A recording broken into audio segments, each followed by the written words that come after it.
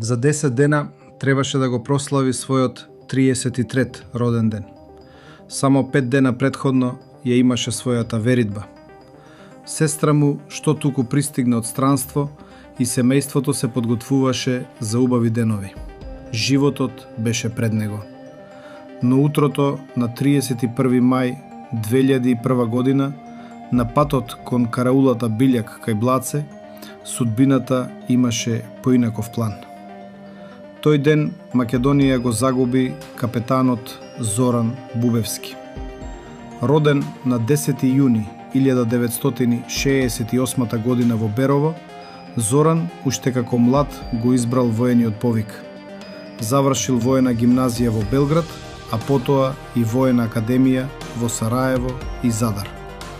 Како офицер на тогашната Југословенска народна армија службувал во Бања Лука. Но кога започнал распадот на Југославија, кога народите почнале да се убиваат едни со други во крвави војни, Зоран направил избор што многу зборува за неговиот карактер. Одбил да војува во туѓа војна. Како македонец не сакал да учествува во конфликт кој не го чувствувал како свој.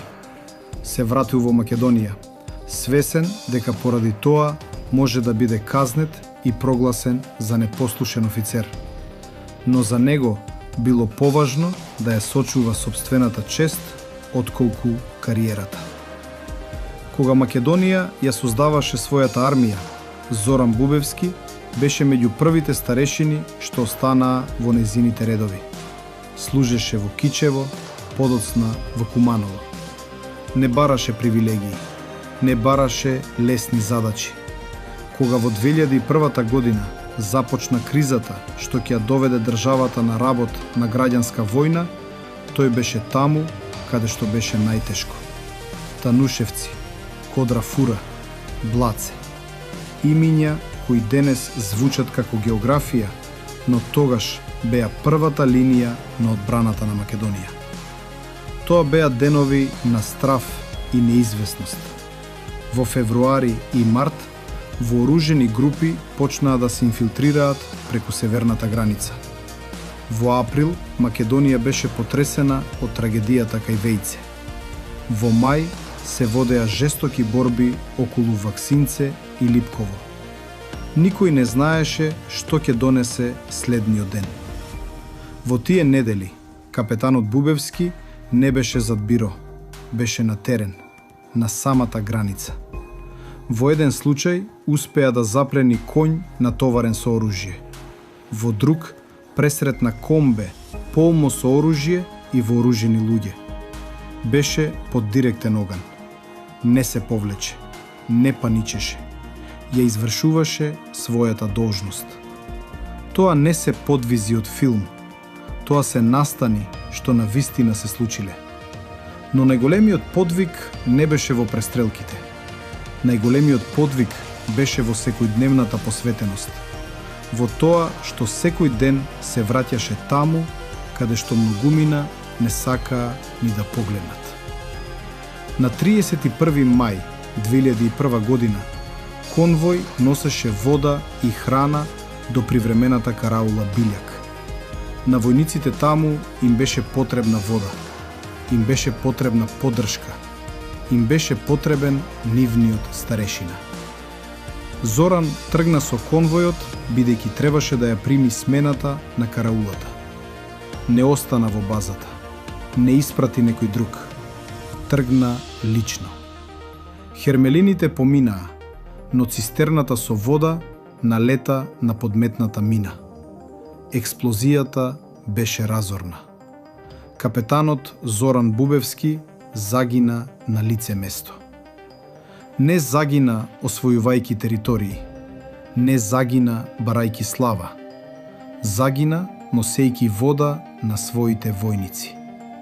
Токму затоа неговата приказна има посебна тежина. Затоа што зборува за офицер кој беше со своите луѓе до самиот крај. Понекогаш историјата ги памети генералите, понекогаш ги памети политичарите, но државите најдолго ги паметат луѓето што тивко ја извршиле својата должност. По неговата смрт, Република Македонија постхумно го одликува со медал за храброст. Неговото име денес е врежано на спомениците на македонските бранители. Во Берово, неговиот роден град, стои меѓу имињата на оние што никогаш не се вратија дома. Но можеби најголемиот споменик не е направен од камен. Тој се наоѓа во сеќавањето на неговите соборци, во сеќавањето на неговото семејство, во сеќавањето на Македонија. Затоа што приказната за Зоран Бубевски не е приказна за човек што сака војна. Напротив, во 1991 година избрал да не војува за туѓи интереси. Во 2001 година избрал да ја брани својата држава. Меѓу тие два избора стои целиот негов живот, а во тие два избора се гледа и неговиот карактер.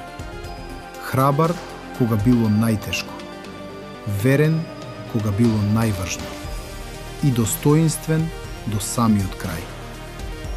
Вечна ти слава, капетане Зоран Бубевски. Македонија не те заборава.